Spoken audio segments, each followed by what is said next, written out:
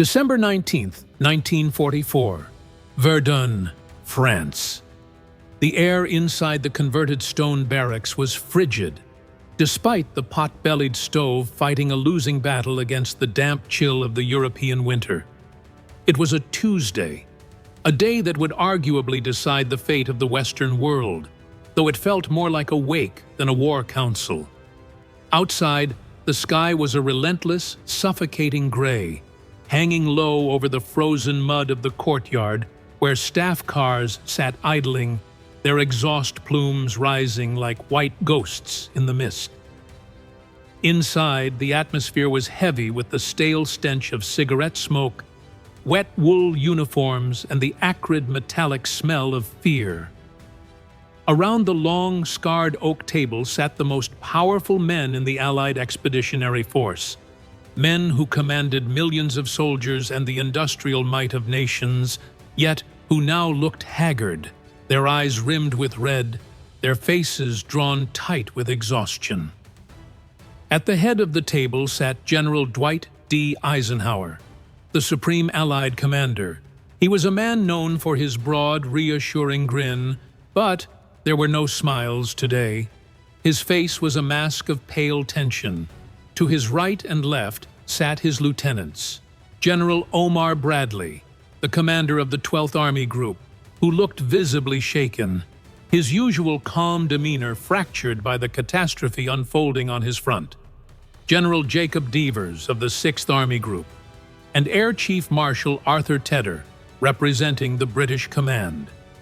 They were gathered in this drafty room because the unthinkable had happened.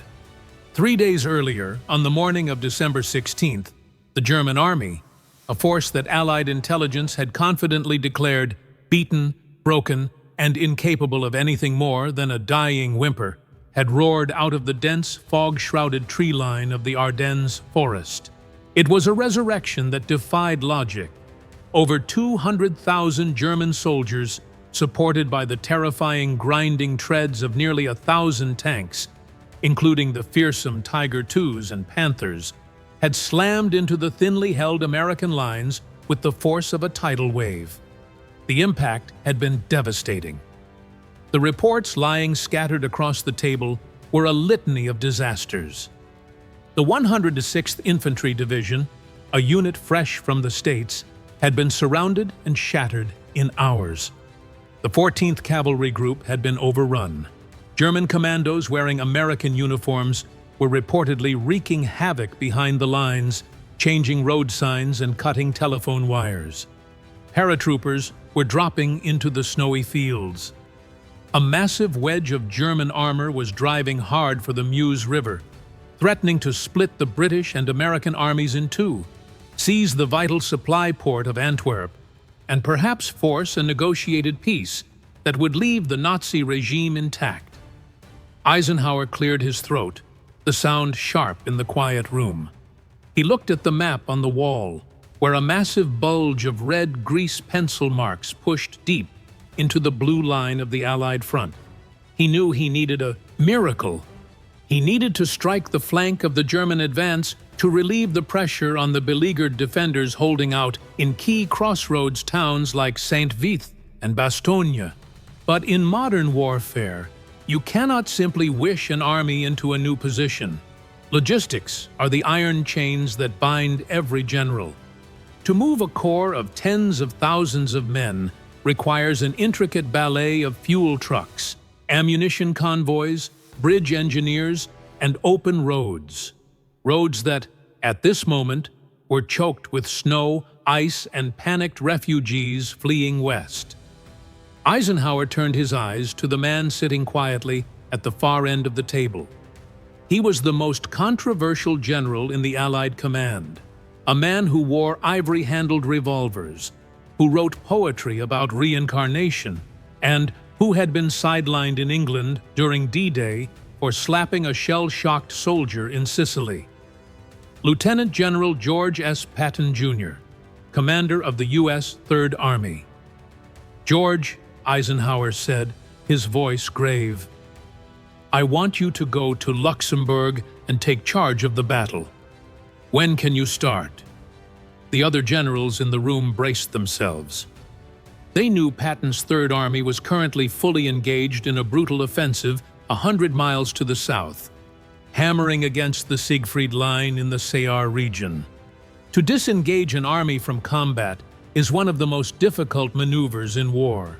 To then turn that army 90 degrees, march it through a blizzard over icy, single-lane roads, and launch a counterattack against a superior enemy force was a logistical impossibility. The staff officers in the room had already done the math in their heads. It would take at least 96 hours just to formulate the orders. It would take a week to move the heavy equipment. Any attack before Christmas was a fantasy. Patton leaned forward, the harsh overhead light catching the 3 stars on his helmet. He took a slow drag from his cigar, the smoke curling up toward the ceiling. He looked Eisenhower dead in the eye and spoke with a calm that bordered on terrifying. "I can attack with 3 divisions in 48 hours." The reaction in the room was visceral. A few officers gasped. One British officer gave a derisive snort. General Bradley looked at his subordinate with a mixture of pity and annoyance, thinking that old blood and guts had finally let his ego detach him from reality. It was physically impossible to move that many men that fast. It was a boast, a dangerous bluff that could lead to a massacre if he arrived piecemeal and was destroyed by the waiting panzers. "Don't be fatuous, George," Eisenhower snapped, his patience fraying. "This is no time for grandstanding. If you try to move that fast, you'll arrive without artillery support and you'll be cut to pieces. I need a realistic timeline." But Patton didn't blink. He didn't flinch. He simply smiled, a wolfish grin that revealed his utter confidence.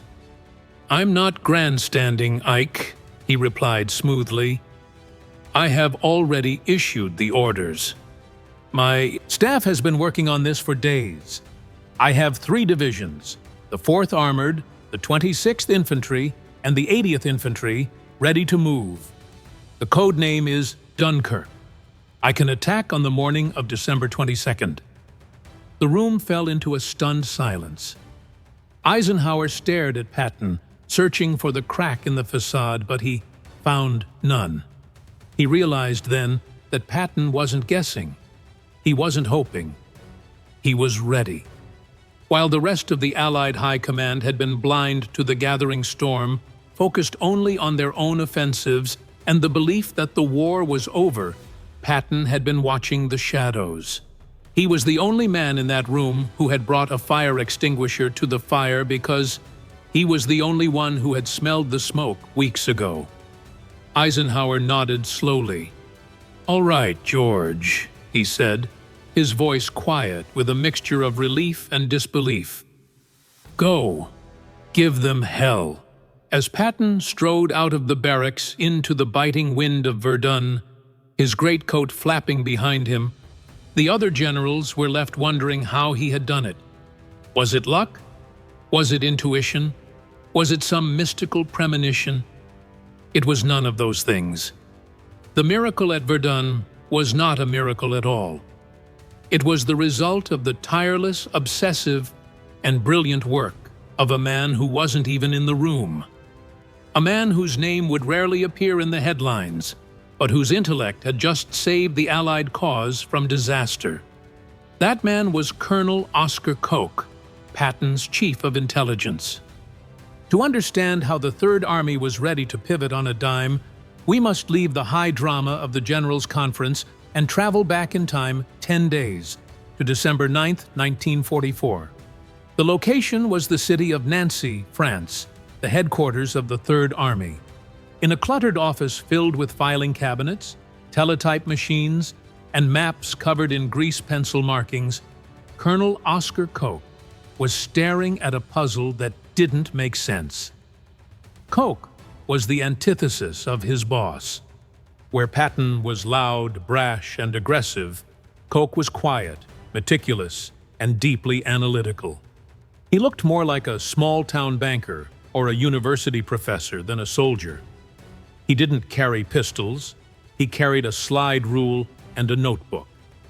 But Patton, for all his bluster, knew that wars were won with information, and he regarded Koch as the finest intelligence officer in the U.S. Army. He trusted Koch implicitly, a trust forged in the deserts of North Africa and the hills of Sicily. In early December 1944, the prevailing mood in the Allied armies was one of supreme overconfidence. The broad front strategy was pushing the Germans back everywhere. The intelligence summaries from SHAEF read like victory laps. They claimed the German army was scraping the bottom of the barrel, that it was a broken shell, and that the enemy lacked the fuel, ammunition, or morale to launch any kind of counteroffensive. The consensus was that the Germans would simply retreat behind the Rhine and wait for the end. But Oskar Koch didn't traffic in consensus. He trafficked in data, and the data he was seeing terrified him. Koch had developed a system of intelligence gathering that was far more comprehensive than his peers. He didn't just look at the lines on the map, he looked at the logistics behind them. In late November, he began to notice a disturbing anomaly. The Germans were withdrawing their premier armored units from the front lines. The 1st SS Panzer Division, the 12th SS Hitlerjugend, the Panzerlehrerheer Division, these were the elite fire brigades of the Wehrmacht, the units used to plug holes and stop Allied breakthroughs. And suddenly, they were gone. SHAEF intelligence dismissed this.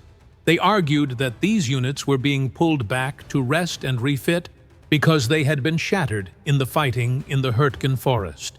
It was a logical explanation, but Koch didn't buy it. He dug deeper. He requested reconnaissance flights over the Eifel region, the heavily forested area east of the Ardennes. The weather was terrible with constant cloud cover, but the few pilots who managed to get a glimpse reported strange things. They saw trains running at night, their lights off. They saw massive stockpiles of fuel drums hidden under camouflage nets in the woods. They saw Tiger tanks moving on flatbed rail cars, not toward the Eastern Front to fight the Russians, but west, toward the American lines. Even more disturbing was the silence. For years, the Allies had relied on Ultra, the top-secret decryption of German radio traffic encoded by the Enigma machine. Ultra had given Eisenhower a godlike view of the battlefield. But in the weeks leading up to mid-December, the German radio networks went dark. Hitler, paranoid that his generals were leaking information, had imposed absolute radio silence. Orders were being delivered by motorcycle couriers and landline telephones, methods that Ultra couldn't touch. To the optimists at SHAEF, the silence meant the Germans had nothing to say because they were beaten. To Oskar Koch, the silence was a scream. It meant something big was being hidden. He looked at the map. He saw the ghost front in the Ardennes, a sector held by exhausted American troops sent there to rest and green troops sent there to learn the ropes. It was the weakest point in the Allied line. And directly across from it, hidden in the mist of the Eifel, Koch identified the formation of a new German army, the 6th Panzer Army. On December 9th, Koch walked into Patton's office. He didn't offer a rosy picture. He didn't try to tell the general what he wanted to hear. He laid out the facts. He showed Patton the map with the missing panzer divisions. He showed him the rail schedules. He pointed to the massive buildup of forces opposite the 8 Corps in the Ardennes. "General," Koch said, his voice steady, "I believe the Germans are preparing for a major counteroffensive, and I believe they are coming through here." He pointed a finger at the Ardennes. Patton looked at the map. He looked at Koch. A lesser general might have dismissed the warning. After all, everyone else said the war was over. Why borrow trouble? But Patton knew that the Germans were students of history, and he knew that the Ardennes was the gateway they had used in 1914 and 1940. He also knew that a wounded animal is most dangerous when it is cornered. "The bastards are going to try to cut us off," Patton growled. He stood up and walked to the window, looking out at the gray sky. He realized immediately the strategic implication. If the Germans broke through the Ardennes, they would sever the supply lines of the northern armies. But he also saw something else. He saw an opportunity. If the Germans came out of their defensive fortifications and into the open, they could be destroyed. "We're going to be the only ones ready," Patton said, turning back to Koch. "Start planning." This was the moment that saved the Battle of the Bulge. Not the shooting that started on the 16th, but the planning that started on the 9th. Patton called in his Chief of Staff, General Hobart Hap Gay, and his Chief of Plans, Colonel Paul Harkins. He gave them a secret order that would have sounded insane to anyone else. He told them to prepare for a spoiling attack. While the Third Army continued its bloody fight in the Saar, Patton's staff began to lead a double life. By day, they managed the current battle. By night, they worked in a secluded room, drafting plans for a phantom operation. They developed 3 contingency plans, codenamed Flash, Frank, and Dunkirk. Each plan envisioned a scenario where the Third Army would have to stop its eastward attack, disengage, turn 90 degrees to the north, and attack into the flank of a German breakthrough. The logistical complexity of this cannot be overstated. An army of 250,000 men is a beast with a massive tail. To turn it around is like trying to turn a supertanker in a bathtub. You have to move the supply depots first, or the tanks will run out of gas. You have to clear the roads of southbound traffic so the northbound traffic can move. You have to coordinate artillery fire plans for terrain you haven't even seen yet. Patton's staff calculated the mileage, the fuel consumption, the bridge weight limits. They identified the specific units, the 4th Armored Division, the 80th Infantry, the 26th Infantry, that would lead the charge. They even printed maps of the Ardennes region and kept them locked in a safe, ready to be distributed at a moment's notice. On December 12th, a week before the Verdun Conference, Patton issued a warning order to his corps commanders. He didn't tell them exactly what was coming, but he told them to be ready to move on very short notice. He ordered his rear echelon units to start scouting routes to the north. He was positioning his chess pieces before the game had even begun. Then came the morning of December 16th. The Ghost Front exploded.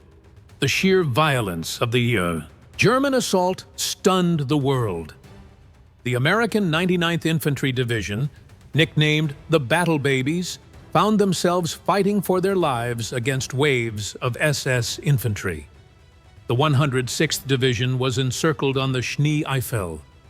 Panic began to ripple through the rear areas. Rumors of German supertanks and assassination squads spread like wildfire. In Versailles, at Eisenhower's headquarters, there was confusion. Was this a feint? Was it a local attack? It took nearly 24 hours for the magnitude of the offensive to be fully understood by the High Command. But at 3rd Army headquarters in Nancy, there was no panic.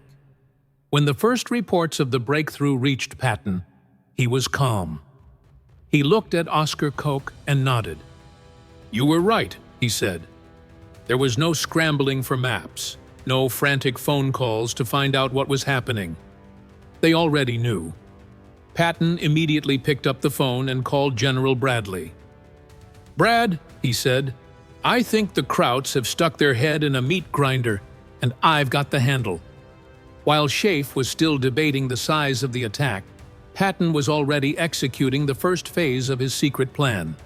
He ordered the 4th Armored Division to disengage from the Saar front and move to a rest area near the Luxembourg border, perfectly positioned to strike north. He ordered his supply officers to start shifting fuel dumps. By the time he walked into the Verdun conference on the 19th, his army was like a coiled spring. The meeting at Verdun was the theatrical climax, but the real work began the moment Patton uttered the words "play ball" into the telephone to his chief of staff, Hap Gay. What followed was one of the greatest feats of operational maneuver in the history of warfare. In less than 48 hours, the Third Army completely reversed its front. It was a logistical ballet performed on ice. The military police, the unsung heroes of the operation, stood at freezing crossroads for hours, waving columns of trucks and tanks through the gloom. They created a Red Ball Express-style one-way loop to ensure that the massive convoys didn't gridlock. The weather was the enemy as much as the Germans. A Russian high-pressure system had settled over Europe, bringing with it sub-zero temperatures and biting winds. Men in open jeeps suffered frostbite. Tanks slid off the roads. But the column didn't stop. Patton had instilled a sense of urgency in every man, from the corps commanders down to the privates driving the deuce-and-a-half trucks. They knew that up north, their brothers were dying. The tip of the spear was the 4th Armored Division, commanded by Major General Hugh Gaffey, but led from the front by the aggressive Lieutenant Colonel Creighton Abrams, the namesake of the modern M1 Abrams tank. Abrams was a tank commander of the Patton mold, cigar-chomping, fearless, and utterly focused on violence of action. His orders were simple: get to Bastogne. Bastogne was the linchpin. The small Belgian market town was the hub of 7 major roads. If the Germans took it, they could keep their supplies flowing west to the Meuse. If the Americans held it, they would act as a breakwater, splitting the German tide and starving the panzers of fuel. Inside the town, the 101st Airborne Division, the Screaming Eagles, along with elements of the 10th Armored and the 705th Tank Destroyer Battalion, were completely surrounded. The situation inside the Bastogne pocket was desperate. The defenders were outnumbered 5-1. They had no winter clothing. Ammunition was so low that artillerymen were told to count their shells. The German commander, General von Luttwitz, sent a message demanding surrender, to which General Anthony McAuliffe gave his famous one-word reply. But bravado couldn't stop the cold or the shrapnel. The field hospitals were overflowing. The perimeter was shrinking. On December 22nd, true to his word at Verdun, Patton launched his attack.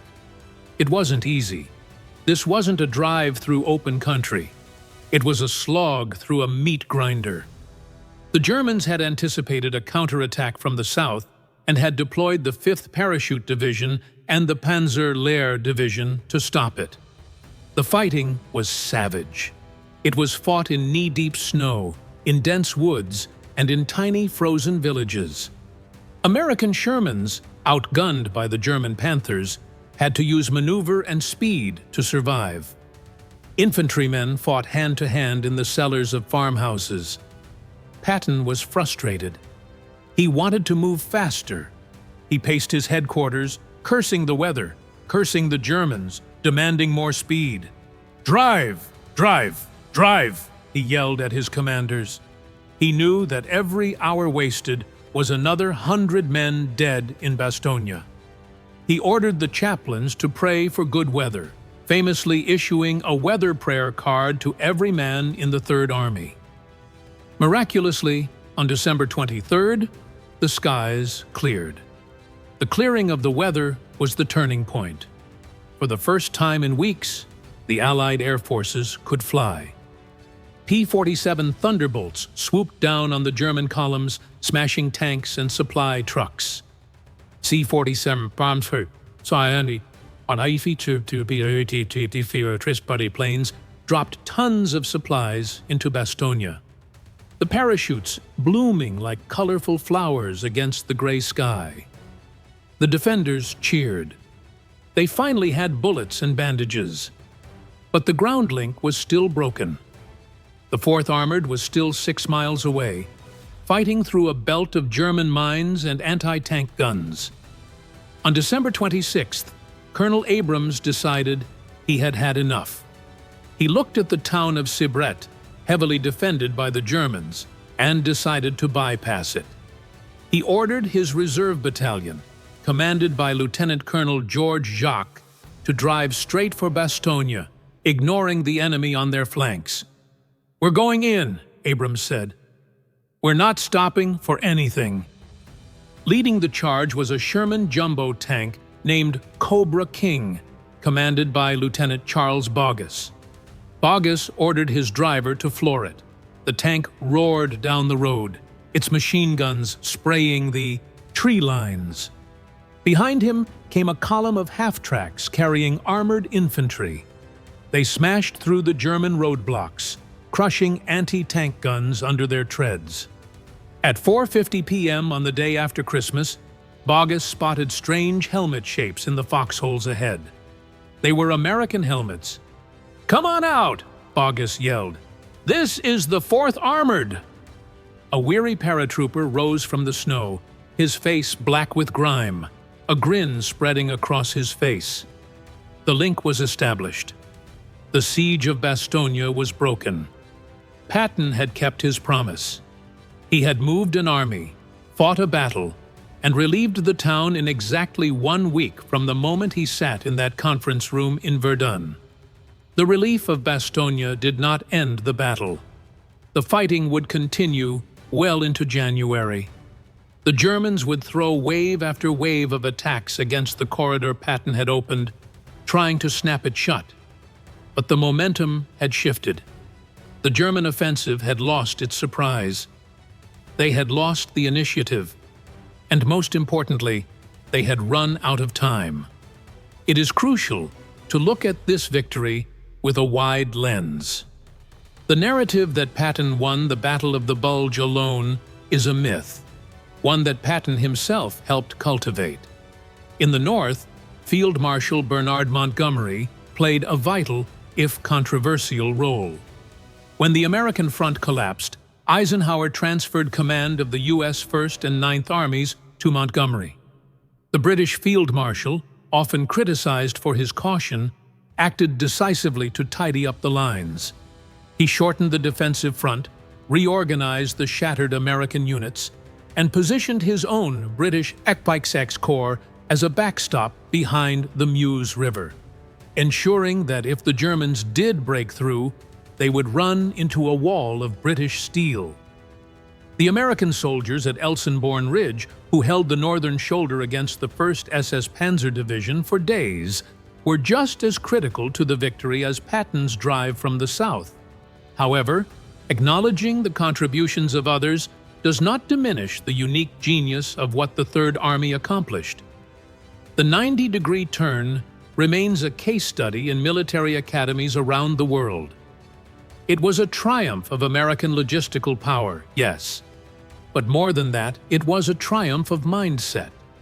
The Battle of the Bulge was an intelligence failure of colossal proportions. Schaeff failed, Bradley failed, the British intelligence failed. They all fell victim to confirmation bias, seeing only what they wanted to see. They believed the war was won, so they ignored the evidence that it wasn't. Only Oscar Koch and George Patton avoided this trap. Koch, the quiet analyst, had the discipline to trust the data over the narrative. He didn't care about the political pressure to declare victory. He cared about the missing trains and the radio silence. And Patton, the loud warrior, had the humility to listen to his subordinate. In a culture where generals often surrounded themselves with yes men, Patton valued Koch precisely because Koch told him the hard truths. The lesson of those 11 days in December is not about tanks or bazookas. It is about the cost of complacency. It is about the value of preparedness. When the crisis came, Patton didn't have to get ready. He stayed ready. He had the ammunition trucks loaded before the first shot was fired. He had the maps printed before the first order was given. As the smoke cleared over the Ardennes in January 1945, the Third Army stood victorious. They had suffered terrible casualties. The Battle of the Bulge was the costliest battle in U.S. history. But they had stopped the last great Nazi offensive in the West. Patton, typically, was already looking forward. He didn't want to rest. He wanted to drive into Germany, cross the Rhine, and finish the job. But back in Nancy, in the quiet office of the G2, Colonel Oscar Koch simply took the map of the Ardennes off the wall. He rolled it up, filed it away in a cabinet marked Completed Operations, and pinned up a new map. A map of the Rhine River. A map of the heart of Germany. He began to count the trains again. He began to look for the next surprise. Because he knew, better than anyone, that the only thing more dangerous than the enemy in front of you is the enemy you refuse to see. The victory at the Bulge was not a miracle. It was the dividend of vigilance, paid for in sweat and blood by the only general who dared to believe the impossible was coming.